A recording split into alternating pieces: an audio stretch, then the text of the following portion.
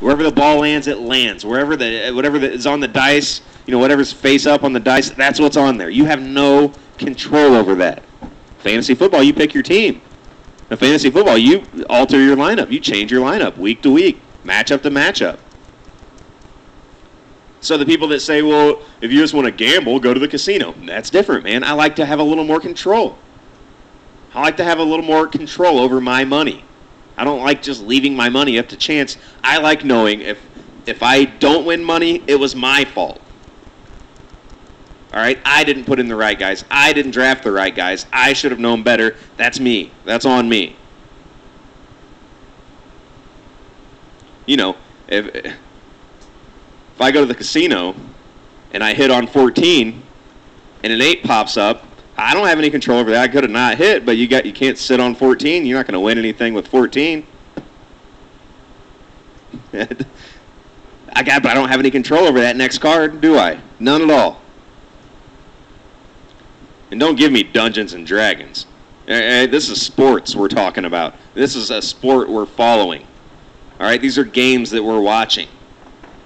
I would argue that fantasy football players are much bigger fans than guys that aren't fantasy football players. Fans of one particular team? Probably not, but fans of the sport? Yeah, easily. Fantasy football players will watch any game that's on. Start to finish. And listen, I need this as an adult. I grew up a 49ers fan. Growing up, my team being good was enough for me. And I didn't know about fantasy football. I probably would have played. But my team growing up was enough for me. They were good. That was enough. I got older. My team got worse. Why am I watching?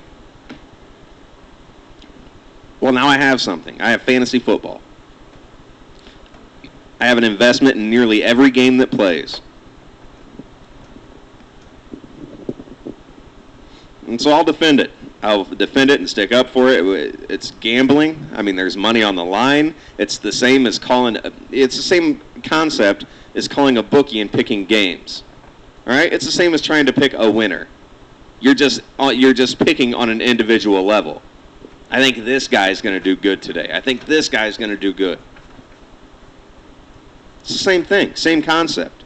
There's absolutely no difference between fantasy football and taking the Patriots. There's just no difference.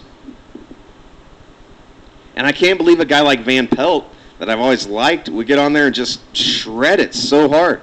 I've heard Colin Cowherd, who's my absolute favorite radio personality, I've heard Colin Cowherd rip on fantasy football a little bit, but not so hard. And I say this, get in a league. Everybody if you're a football fan and you've never played fantasy football and you're one of these guys that makes fun of it, play it. Get in a league.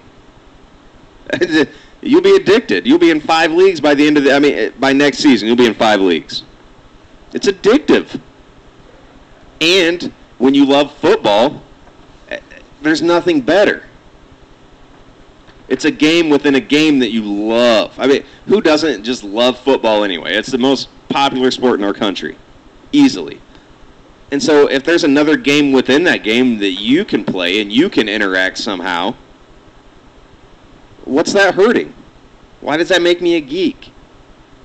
Listen, we get together for our drafts.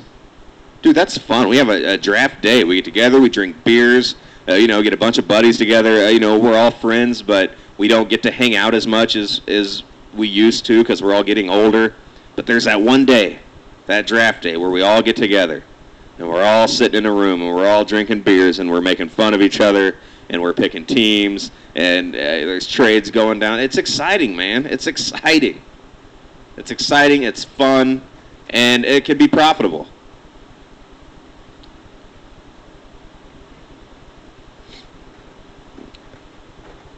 I don't even know what else to say about it.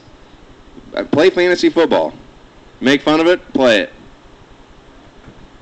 All right? Or shut your mouth. Shut your stupid mouth. I don't come